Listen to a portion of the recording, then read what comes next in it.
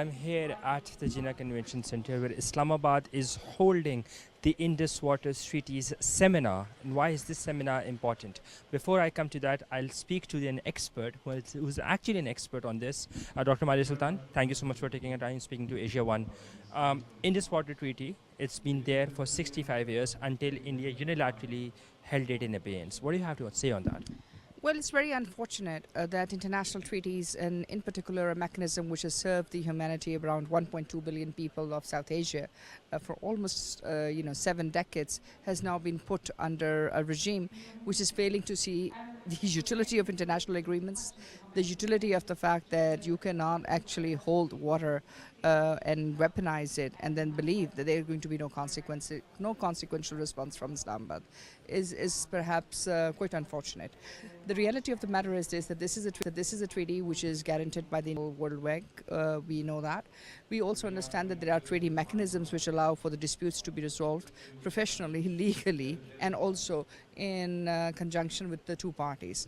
But what we are seeing is that right now New Delhi believes that it can go ahead and carry out an action without any counteraction from Islamabad.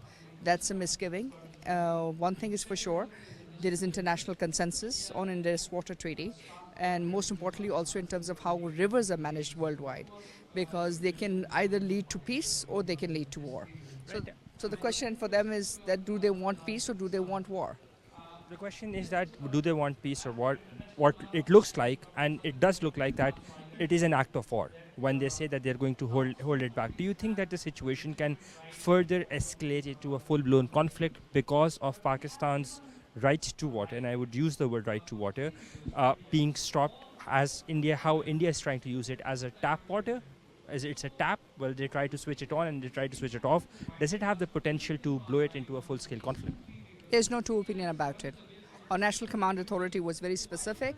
This is an act of war if India tries to block Pakistan's water, and if they do so, Pakistan will take counteraction. And Pakistan and Islamabad is prepared to go to any scale of war and conflict, be it to ensure the rights of the people of Pakistan as per international law, as per the global treaty systems, is available, because this is not just a question of a treaty, this is not a question of just a basic violation, it's a question of people's right to life. So when your right to life is questioned and your right to existence is questioned, it is the duty of the state to defend its people and their sovereignty and their right to live safely in that territory. The international community's response, let's talk about that. It's not been measured, and it's rather been disappointing. So seminars like these, or rather I would rather use the word awareness sessions like these, how do they fit into that bigger picture? They're very important because you see the people who are speaking today, like Dr. Roxelana, Laurie Watkins, like Professor Gao. These are not just ordinary people. They are representing 3 different superpowers, from Russia, from China, from United States, and they are here to represent and to draw support for the fact that water is something which should be above and beyond a single country's right once you're looking at transport or water supplies. That's one. Secondly, these are people who are ambassadors to their own respective establishments.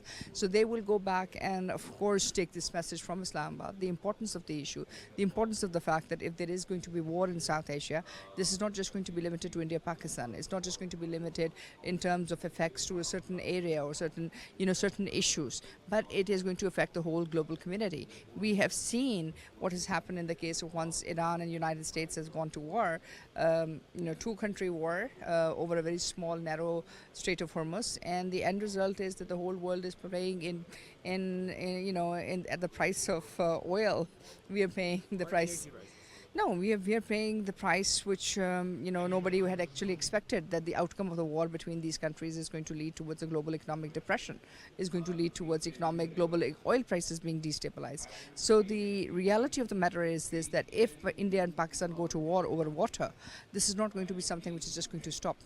This is not something which is going to remain limited to India-Pakistan. It's going to affect global security. It's going to have effect on global supply chains. It's going to have effect on everything else. So it's extremely important that the international dispute mechanisms, which are already available and which provide support to states which are acting as states, that they are utilized, they're activated whether under climate change, as Mr. Musaddiq Mallick said, or as under any other international framework, so that there is better recourse to this region and to its people through informed treaty mechanisms rather than these unilateral actions which can lead to increased threat of war and most possibly war itself.